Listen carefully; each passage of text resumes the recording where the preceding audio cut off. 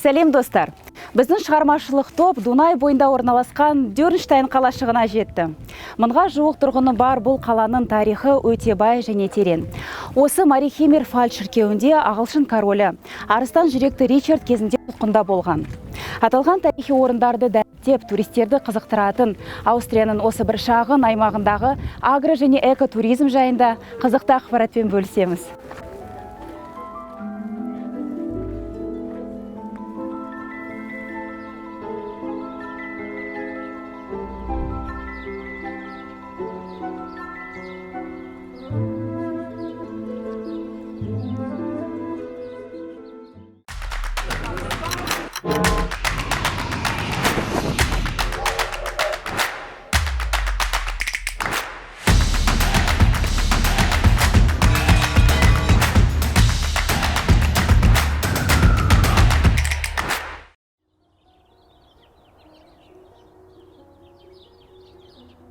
Экотуризм.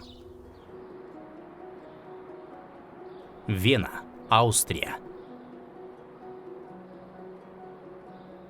Еуропалық туризм индустриясының бәсекеге қабілеттілігі оның тұрақтылығымен тығыз байланысты, және Еуропалық комиссия осы саладағы бірқатар бастамалар бойынша жұмыс істейді.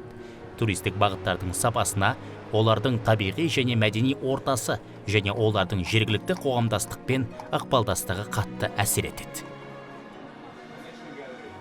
Бізде керемет тарихи ғимараттар бар. Мен туристерге олардың сыртын ғана емес, ішіне кіріп ондағы заманауи өмірмен танысуға кеңес берер едім. Вена жылдың 4 мезгілінде де келуге болатын қала. Әр маусымның әдемі ерекшеліктері бар. Мысалы, біздің елге бұрын келмеген болсаңыз, саяхатты көктем яки күзге жоспарлағаныңыз дұрыс. Ал классикалық музыканы ұнатсаңыз, шілде-тамыз айларына билет алмаңыз. Себебі бұл аралықта барлық концерт, опера сарайлары жабық болады. Зерттеу барысында байқағанымыз, бізге келетін туристер орта есеппен 44 жас шамасында. Вена Европаның қақ ортасында орналасқан қала. 150 жыл бұрын бұл шаһар 4 миллион адамға шақталып салынған. Қазір мұнда 2 миллион тұрғын бар. Әуежайынан 170 рейс тікелей ұшады. Туризм саласы өте жақсы дамыған. Оны одан әрі жетілдіру үшін жылына 26 миллион евро бөлінеді. Бұл соманың 75%-ын туризм салығы құрайды. Венадағы туристік агенттіктер келушілер санын қонақүйлер берген статистикамен анықтайды. Өйткені туристер қонақүйді жалдағанда қай елден қанша уақытқа келгенін көрсетеді.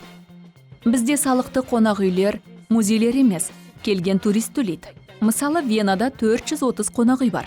Туризм салығы қонақүйде тұру ақысының 3,2%-ын құрайды. Түскен қаржы 100% туризм маркетингіне және басқаруға жұмсалады. Мұнда 100-ге жуық агенттік бар. Олар барлық туристік бағдарламаны әзірлейді. Ал Венаның туризм агенттігі қаланың маңыздылығын, нені көріп, зерттеуге болатынын анықтап береді. Вена жап-жасыл қала. Мұнда әдемі саябақ көп. Келген туристің басым бөлігі сол саябақ саясындағы кофеханадан таңғы асын ішіп алып, саяхатын бастайды. Алдымен сәулет өнерінің туындыларын тамашалайды.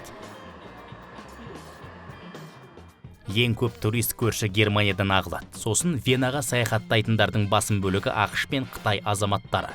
Қалғаны Ресей, Ұлыбритания, Швейцария, Италия, Испания, Францияға тиесілі.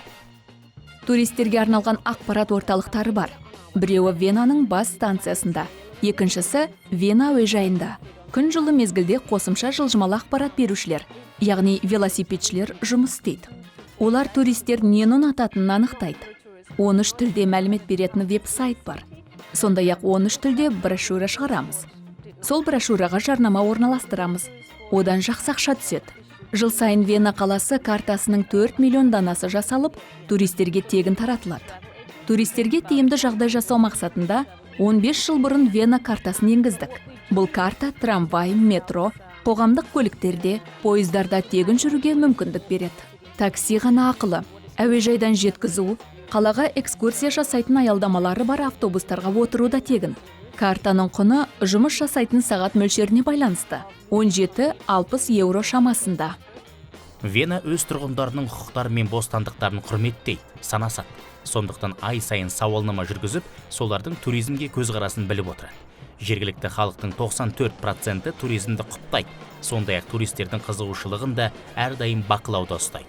Вена ірі қала емес, бірақ мұнда кез келген саяхатшыға естен кетпес әсер сыйлайтын мұражайлар, тарихи нысандар жетерлік.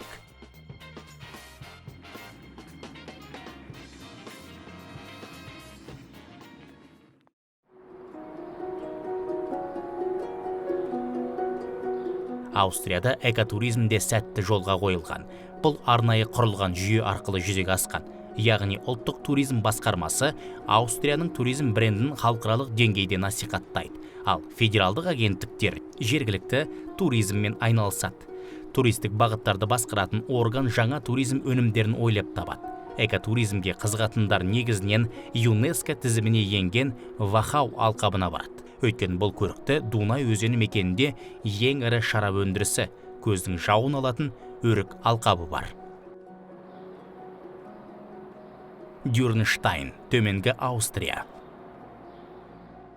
Төменгі Аустрияда 6 туристік бағытты басқаратын орган бар.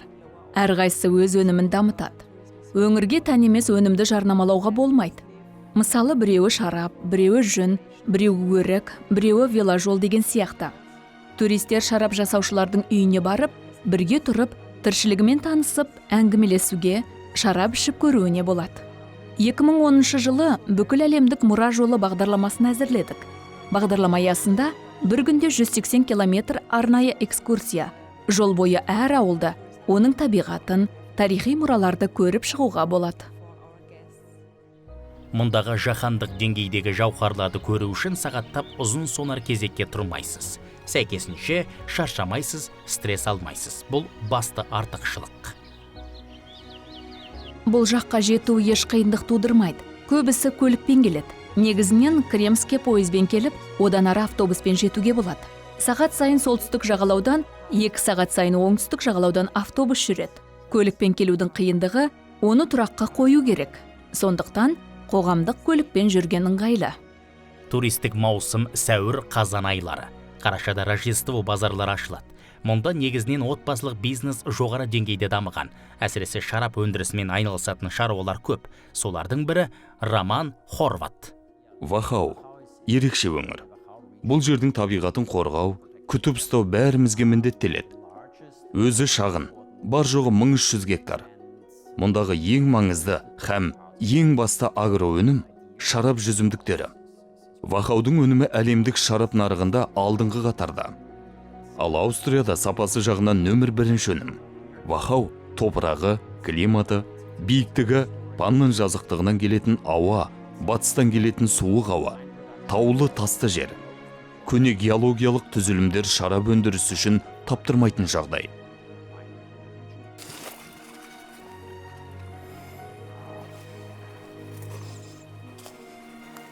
Мысалы, мына жүзімдіктің бір жағы дөң, бір жағы орман. Солтүстігінде үстірт, сол жақтан суық жел соғады.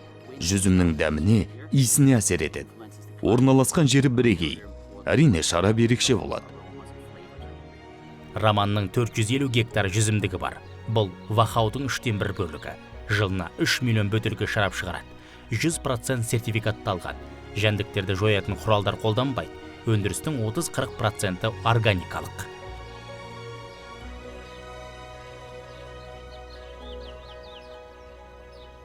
Біздің компания 250 жүзім өсіруші шаруалармен келісім шарт жасасқанбыз. Олар жүзімді жинап береді. Сол үшін ақша төлейміз. Компанияда маркетинг, экспорт, сатылым, винотека департаменттері бар. Бірінші деңгейлі масс-маркет үшін ештеңе өндірмейміз.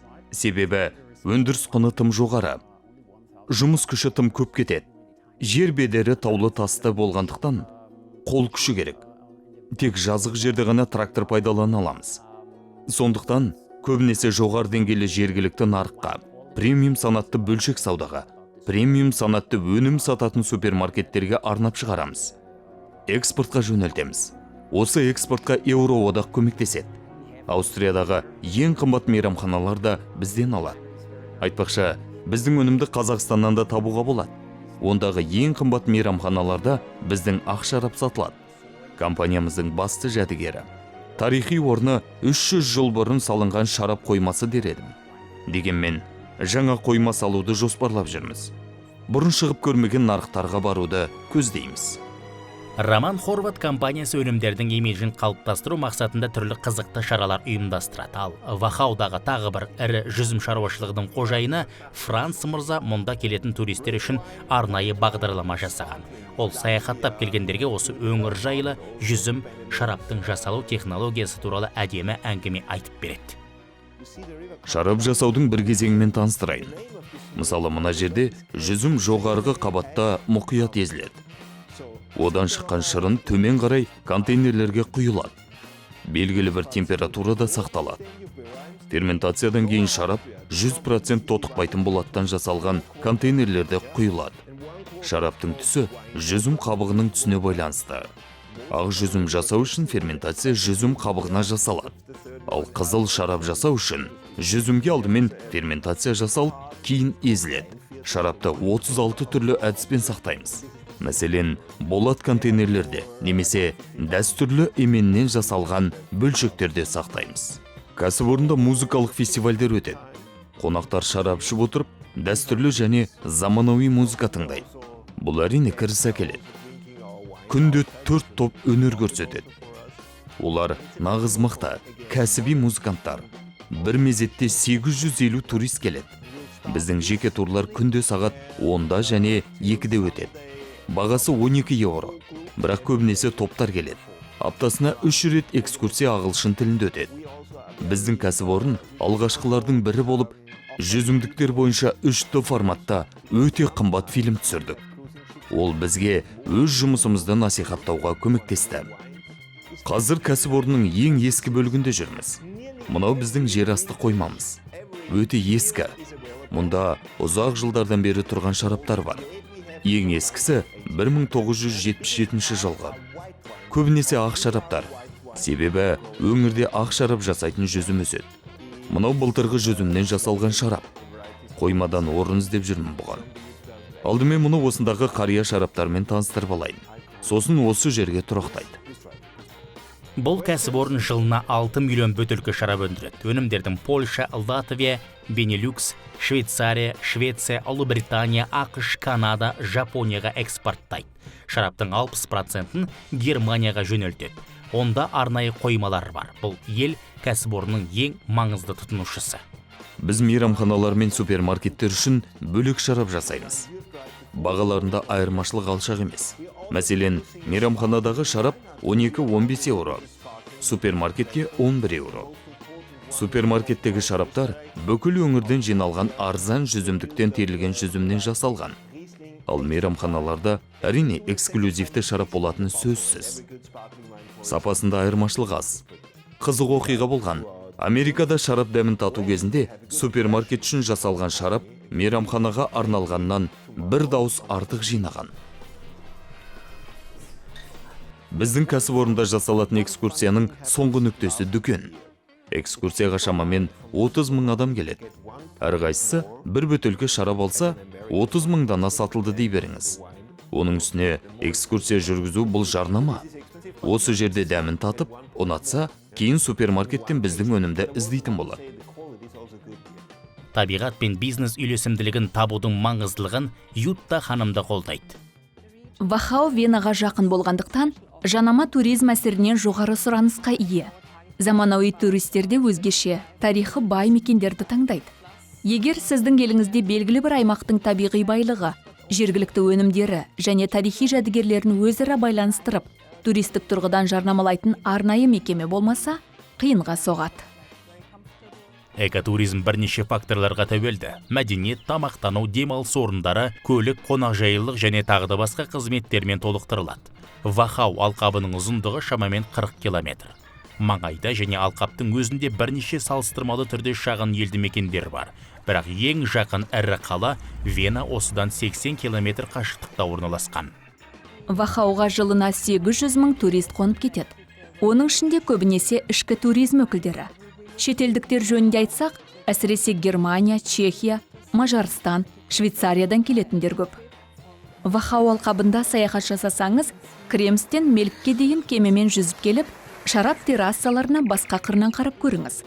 Осыдан кейін барокко стиліндегі Мелк монастырын көрмей кетпеңіз. Әсері керемет. Және жергілікті шараптан дәм татыңыз. Вахау алқабы. Жүзімдіктер мен жеміс-жидекпен көмкерілген әсем аймақ. Мына жүзімдіктер ежелгі римдіктер кезінен бері пайда болды деседі. Яғни бұл кәсіп атадан балаға, ұрпақтан ұрпаққа беріліп келе жатыр. Сабақтастық, дәстүр жалғастығы деген осы. Ал оны сақтап қана қоймай, табысты туризм көзіне айналдыру Еуроодақтың берер мысалдарының бірі. Келесі кездескенше.